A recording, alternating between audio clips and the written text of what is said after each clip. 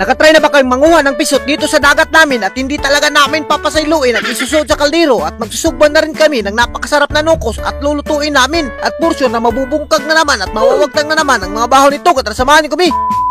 What's up sa inyo guys? For today's video, dahil napakaganda ng panahon ay pupunta na naman tayo ng dagat at initsa na ang kaldero natin na dinala pa sa Amerika dahil sa pagpaksiw. At ayun kung nakikita nyo naman guys, initsa na rin yung takob. At sa puntong ito ay initsa na nga rin yung suka natin dahil hindi natin makakalimtan yan. At speaking of hindi natin makakalimtan yung sili na napakasarap naman talaga. As you can see naman guys, talagang napakasarap ng sili kapag nagkilaw ka doon sa dagat. At sa puntong ito, initsa na nga yung mahiwagang jacket natin dahil baka mapapagtong tayo sa dagat. As you can see naman guys, transition na tayo at ayan na nga yung kaalo natin, gagamitin natin yan para hindi tayo masunog. At sa puntong ito ay umabot na nga kami dito sa dagat namin at naglakad-lakad na kagad kami. At sa mga hindi nakakaalam guys, yung kukunin nga pala namin yan ay pisot dahil yung mapisot talaga ngayon ay tumutunga kapag taob-taob. At ayun nga, as you can see naman guys, initsa na nga yung kaldero dito dahil inandam ko na dahil magluluto tayo at magsusugba tayo. At speaking of pagsusugba, yung kaha yung susugbahan natin dito dahil taob-taob at wala tayong lutangan ng uling na napakasarap naman talaga. As you can see naman guys, inandam ko na talaga dito at ayan na nga, tinakpan ko ng kaldero. At sa puntong ito ay dumiretso na kagad kami dito at nakakita na kagad kami ng mapisot dito. At ayan na, kung nakikita nyo naman guys, talagang tumutunga yung mapisot.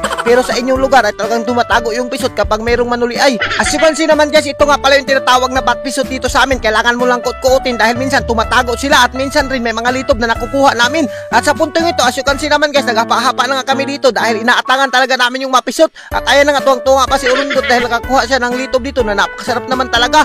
At kung nakikita nyo naman guys, napakaraming pisot na talaga yung kuha namin dahil tumutunga sila ngayon. Iwan ko ba kung bakit? At kung umabot ka sa video na to ay mag-comment ka kung marami rin bang pisot sa inyo at paki-mention na rin yung barkada mong pisot dahil dito sa amin yung mapisot ay tumatago talaga pero kapag binibigyan ng 10k ay tumutunga talaga sila. At kung nakikita nyo naman guys, napakarami na ng pisot nakuha namin at kaya inap-kap-kap lang namin dito dahil malalaman ba namin kung pisot ba o tuli. Alam nyo ba guys, napakasarap naman talaga ng pisot kapag pinaksiw mo dito at binutang mo sa kaldero na napakasarap naman talaga. As you can see naman guys, napakarami na talaga ng pisot dito na nakuha namin at ayun kung nakikita nyo naman, initsa lang namin yung mapisot. As you can see naman guys, kapag wala talaga kaming ulam, yung pisot talaga yung madaog-daog namin dito at kailangan paksiwin mo lang yan at solve na talaga yung pamahaw mo dito. At sa puntong ito ay umuwi na nga kami dahil napakarami na ng pisot na kuha namin at yung iba tumatago na. At sa puntong ito ay nagkanta-kanta na nga lang muna tayo dyan at para pa-chill-chill lang. As you can see naman guys, sinabuha ko na talaga yung mapisit dito dahil kikis-kisan natin yan at ayun nga, ganyan lang pala yung paghinlo ng pisot. At habang hinihinloan ko yung pisot ay nanghaling ng Ase Ivy at hinhalingan niya na yung uling na napakasarap naman talaga. At sa puntong ito ay talagang yung nukos ay inandam ko na rin dahil susugbahin natin at tutuhugin natin yan sa kawayan at sinapsapan ko na nga yung kawayan dyan at ganyan lang yung matiknik sa mga legendary na magsugbahay ng nukos. Alam nyo ba guys, napaka-presko talaga yung nukos namin dito dahil binili lang namin to dito sa dagat. At kung nakikita nyo naman guys, tinuhog ko na at susugbahin natin yan na napakasarap naman talaga at bunatangan natin ang lamas dyan. At kung nakikita nyo naman guys, napakasarap naman talaga yung nukos na yan. At alam nyo ba guys, matagal-tagal kaming hindi nakabalik ng dagat dahil nayayay talaga kami ni Ivy at tinatrangkaso kami at yung ubo namin ay palaging sumusumpong at talagang yung ulan hindi tumitigil. Pero ngayon ay gikaluyan tayo at nakabalik na naman tayo sa dagat at for sure na magugusla na naman yung mamaritis dito sa kakatingin sa atin. At sa puntong ito ay sinugba na nga ni Ivy yung nukos na napakasarap naman talaga. Ganyan yung pagsugba namin, parang Boy Scout lang. At sa puntong ito, speaking of ulan, talagang inabutan kami ng ulan dito na napakasarap naman talaga pero hindi kami nagpatinag at kinilaw na naman namin yung nukos dito na napakasarap naman talaga. Ganyan lang yung pagkilaw ng nukos, kailangan mo lang hiwain yan. At ayan na, kung nakikita nyo naman guys, napaka-presko naman talaga yung nukos na yan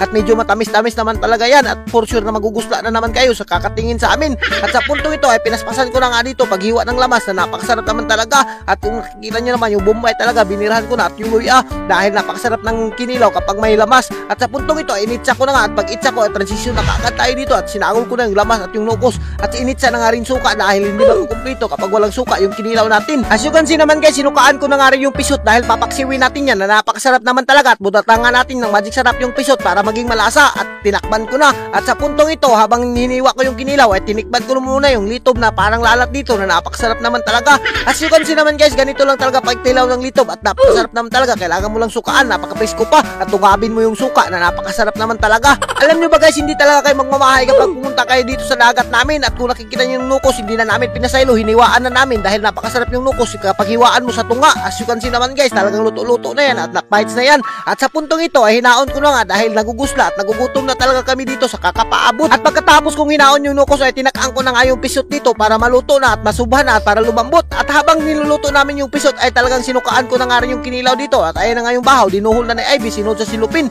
At pinimplahan ko na nga rin yung ating nukos dito na napakasarap naman talaga. At butangan mo ng aglio, for sure na magugusla na naman kayo dito. At butangan natin ng sili para mas maging malasa yung kinilaw natin at maging masarap at hindi mawala yung load niya. At sa puntong ito guys, naluto na talaga yung pisot natin at nagsubo-subo ma. At tingin ko ay fights na yan, kaya hinaon ko na, hindi ko na talaga pinasaylo. At yung makasama natin, nagugusla na talaga. Ayan na nga yung pisot, kapag naluto talagang lumiliit yan, iwan ko ba kung bakit. At sa punto ito ay tinikman ko na nga yung nukos na napakasarap naman talaga dito. Alam nyo ba guys, almost 1 week kami hindi nakabalik ng dagat at nakakamiss lang talaga yung mga ganitong food trip at talagang nakakagusla tingnan. Kaya kayo kung gusto nyo mag food trip dito lang sa dagat namin at talagang masusolve ka na, manguha ka lang ng mga pisot dito at manginhas ka at hindi mo na pinasaylo talaga at for sure na mabubungkag mo na naman talaga yung mga bahaw dito. Pero advice ko lang sa inyo, huwag kayo ngayon manguha guys dahil luminog at baka mag-tsunami, impas ka, baka sa langit ka na mag food trip kapag naanod ka dito sa dagat namin dahil nakapakakulba naman talaga dito dahil napakalakas ng linog. At advice ko lang sa inyo guys, huwag nyong gawing biro yung mga trahedya na dumarating sa buhay natin at kailangan lang natin mag-pray kay Lord para bigyan pa tayo ng maraming grasya at maraming biyaya at bigyan tayo ng magandang katawan. At sa puntong ito, hindi ko na talaga pinasaylo yung nukos at si Ivy rin hindi rin magpapahuli at talagang binirahan niya na nga yung nukos namin na napakasarap naman talaga.